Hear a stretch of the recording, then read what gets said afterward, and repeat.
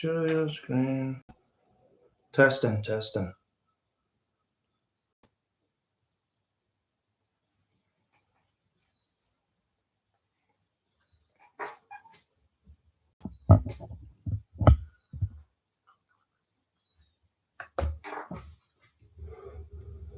No, go that way.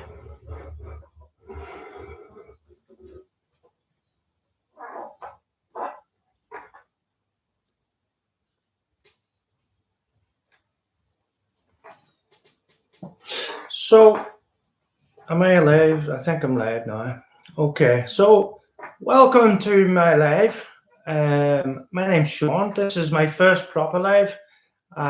So I'm just gonna see how it goes and learn as I go along. I'm hoping that I've got all the settings set up right, and that you can hear me okay. So let me just test here. Testing. Okay. What's that say? Catch a moment. This is the app. No. Okay. Right. So I'll tell you a bit about myself, and then we'll go from there. I've wrote some notes down, just to keep me on the right track. So my name's Sean. I'm an activist from a group called BDS Belfast. We're a pro-Palestine direct action peaceful activist group, belonging to the BDS movement here in Belfast. So the BDS movement stands for Boycott, Divest and Sanction, and it's in around 130 countries worldwide. So it's a big movement. It's been going for about 20 years now, and it started in Palestine.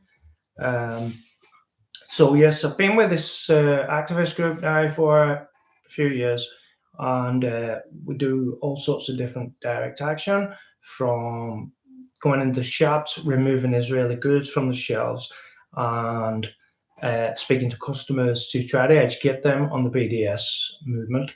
And we ask the customers to try not to buy any Israeli goods, because the money from there goes to the funding of the genocide in Palestine and the ethnic cleansing that we've all witnessed there.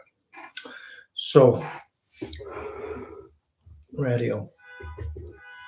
2 seconds here. 2 seconds. Let me just do something here.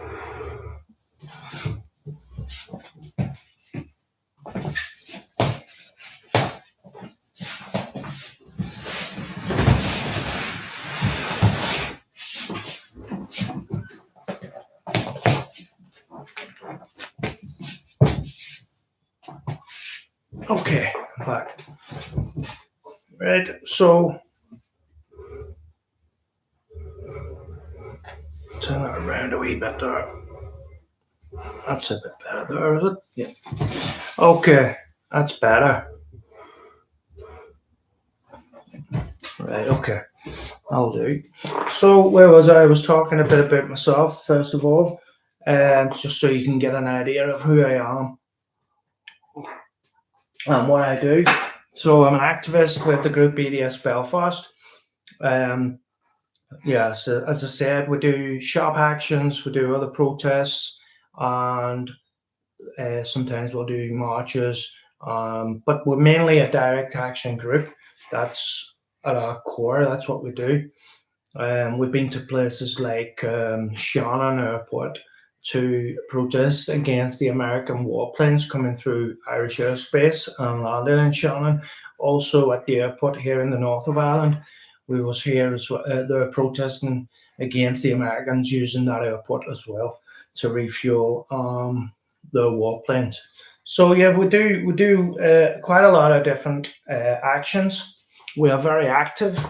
If you want to reach out to BDS Belfast or any other, well, specifically BDS Belfast, you can look online at our socials. We're on Upscrolled, we're on Instagram and Facebook.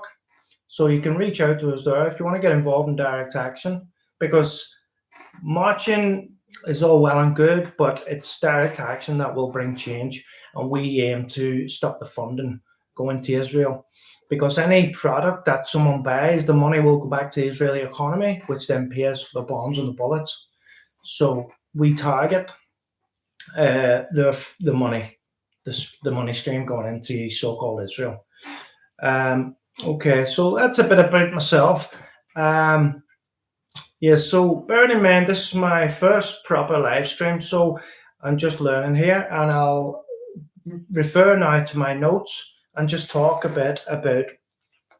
You'll see here now. Okay. Well, first I want to talk a bit about the Nakba. The Nakba in Arabic is it translates into catastrophe.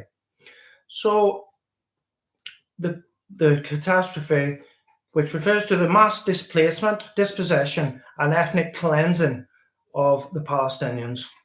Hundreds of thousands of Palestinians were cleansed from their land, with many being slaughtered by the Zionist terrorists at the time. Hundreds of Palestinian towns and villages were depopulated during this time. More recently, this date, the 15th of May, has become known as Nakba Day, and Palestinians all around the world observe this day every year.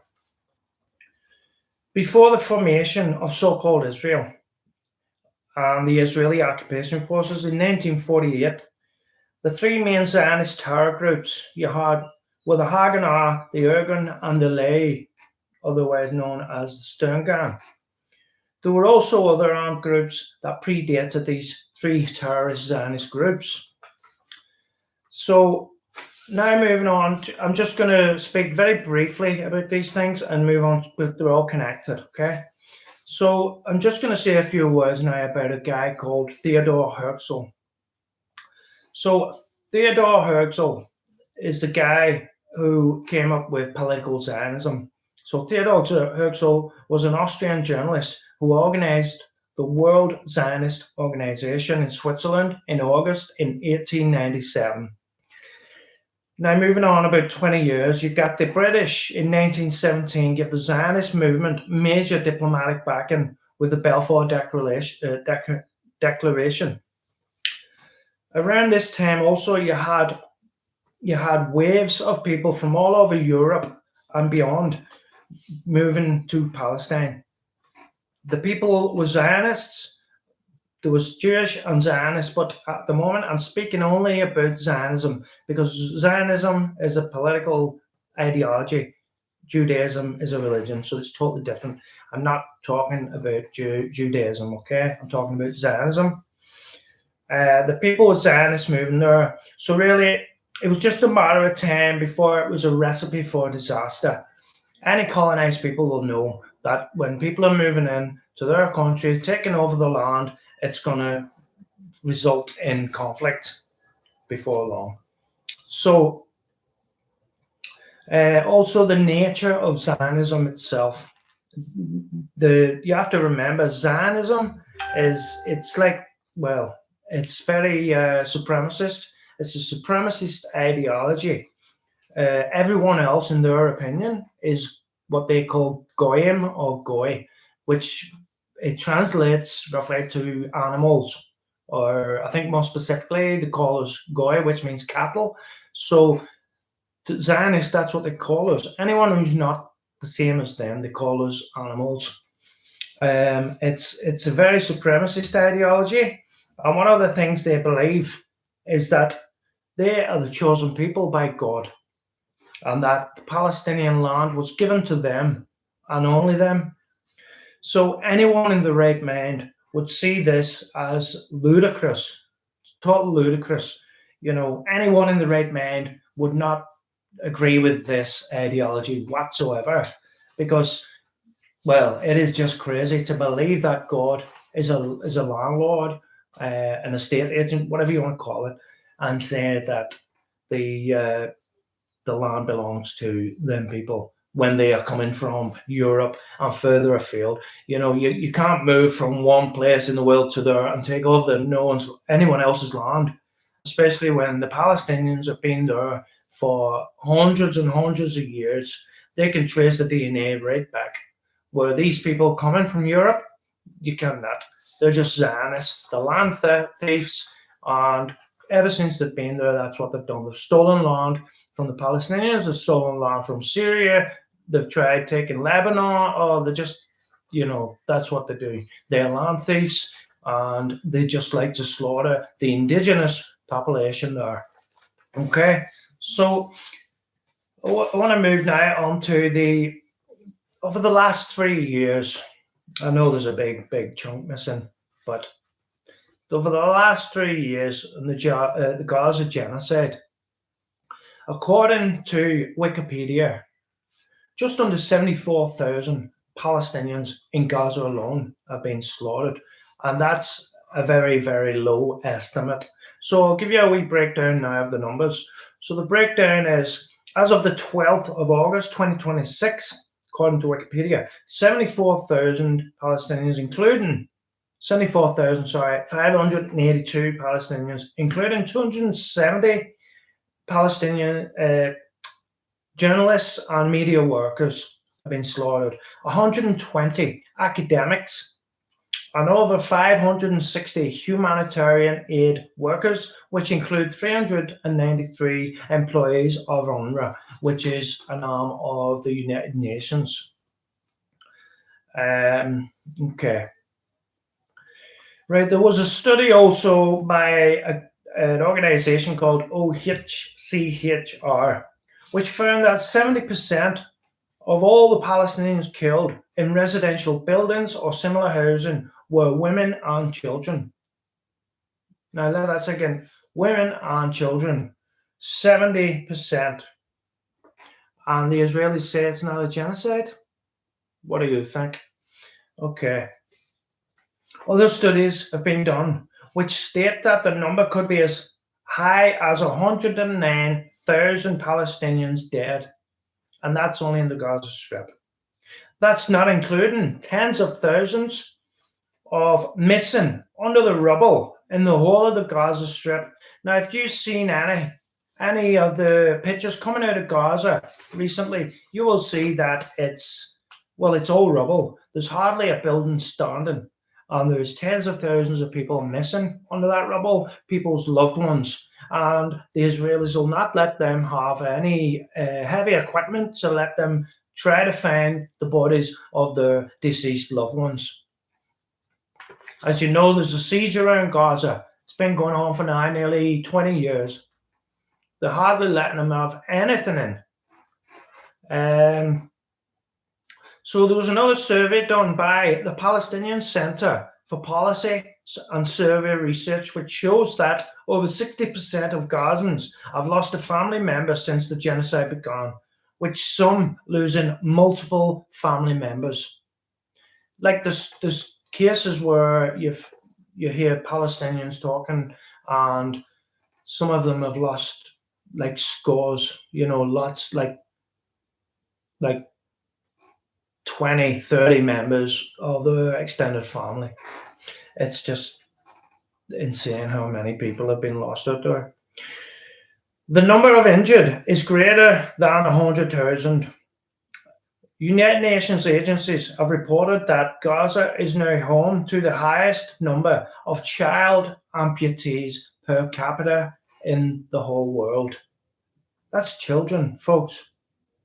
We're talking about little kids, little boys, little girls who have lost one or more limbs. This is targeting kids. That's exactly what it is. And the Israelis say it's not a genocide. What do you think? I'll leave it up to you to make your mind up. There's been thousands of others killed by so-called Israel in places like southern Lebanon, Syria, Yemen, and Iran. Like when the Americans and Israelis were bombing Iran, and the Americans bombed multiple times a school of young girls in Minab, Iran, and then tried to lie about it, like so-called Israel does all the time, lie every time they commit an atrocity. So every time they commit an atrocity, folks, they always lie about it because they think that it's not going to come out, but it always does in the end. like, uh, you've got many instances in Gaza where there's been atrocities happen, and the Israelis have lied to cover the backs, but it's eventually come out. I'll start by talking first about the Hannibal Directive. Okay. Well, no, October the 7th. What happened was the Israelis enacted the Hannibal Directive. You can research this and read up on it. So the Hannibal Directive means that the Israelis can target their own soldiers, or terrorists that I call these soldiers. They're really terrorists, Zionist terrorists, and the evidence clearly shows it. So what happened was they were targeting their own people at this Nova festival. I believe that's the name of it, the Nova Festival. So what happened there? The Israelis were using heavy equipment from helicopters, attacking cars, because the small arms that Hamas had would not do all the damage. So you had the Israelis, so-called Israelis, attacking their own people in the hundreds, killing them, and then they blamed the Palestinian resistance.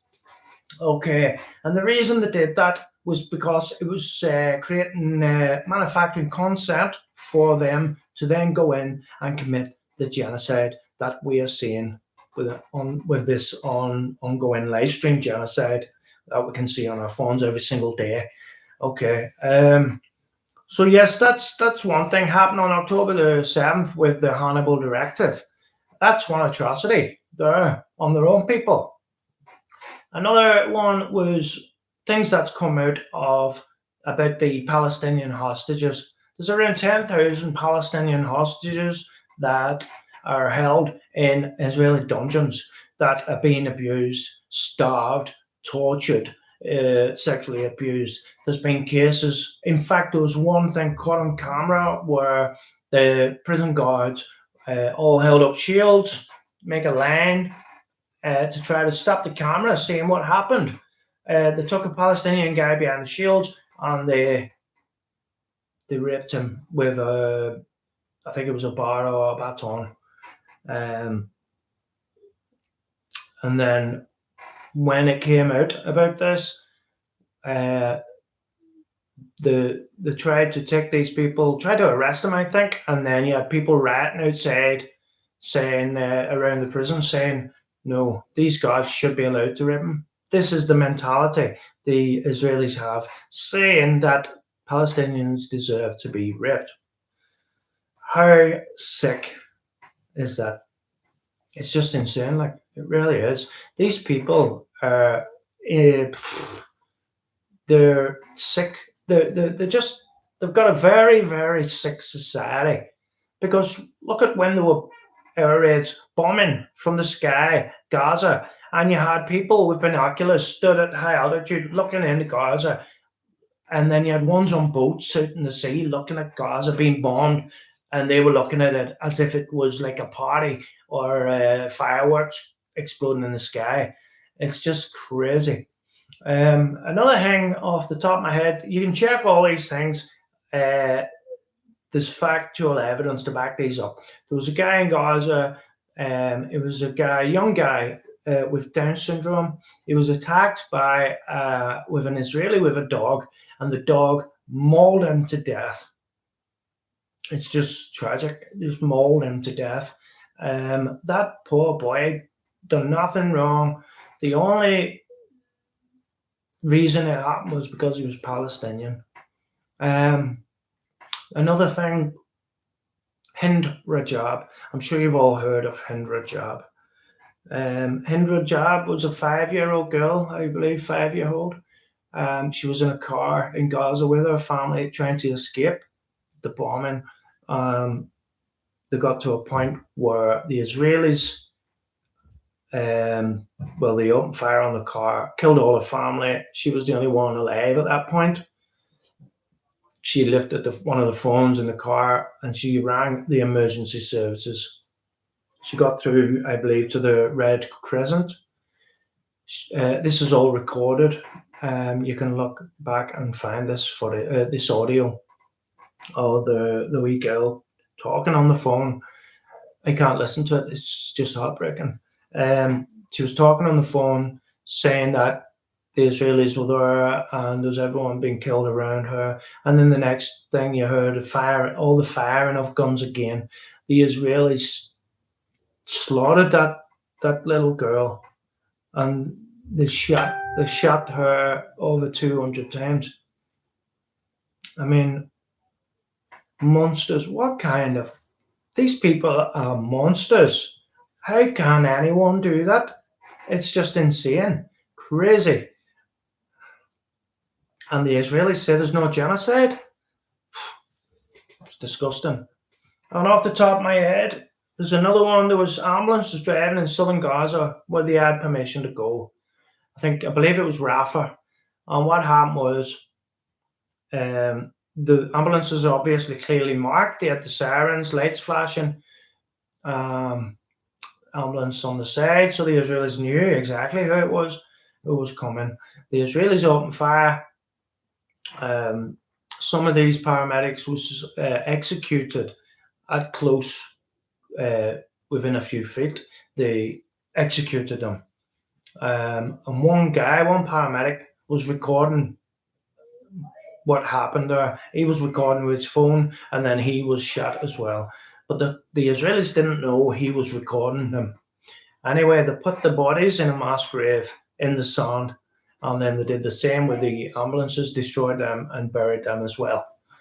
So eventually they were found, the bodies were found, and the phone was found. The Israelis lied through the teeth about it, as they always do. And then the evidence came to light from the video footage on the phone footage, what they found. So, there's a long line. It all strings together. There's a long line of atrocities where the Israelis will lie, then the truth will come to light, and then they'll say, "Oh, we're investigating." No, they're investigating themselves, which nothing ever comes of it. It is just so sad.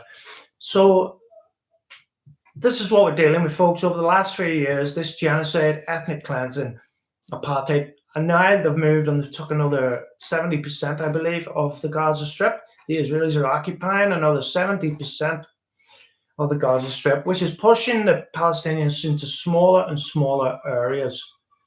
The Gaza Strip is not big as it is for the amount of people that lives there.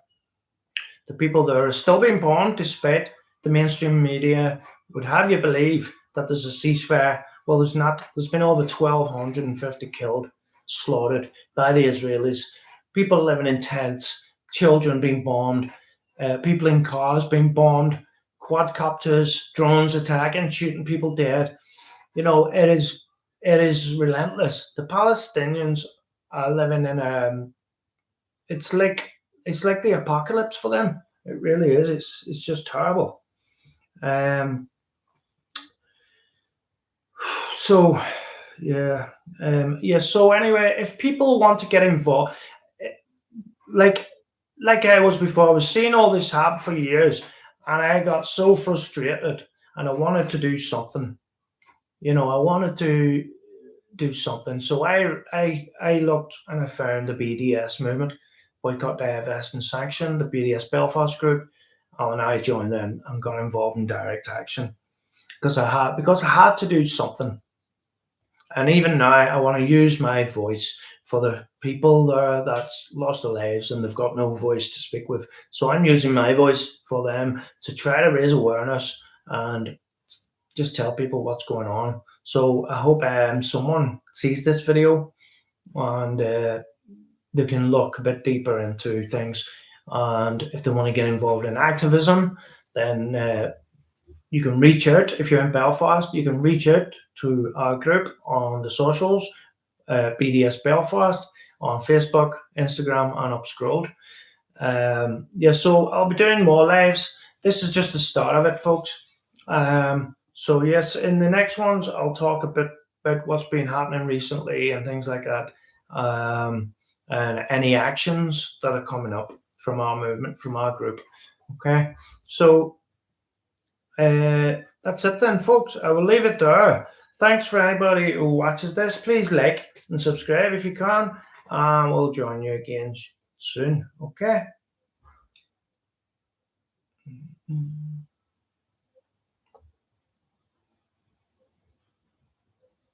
Free Palestine.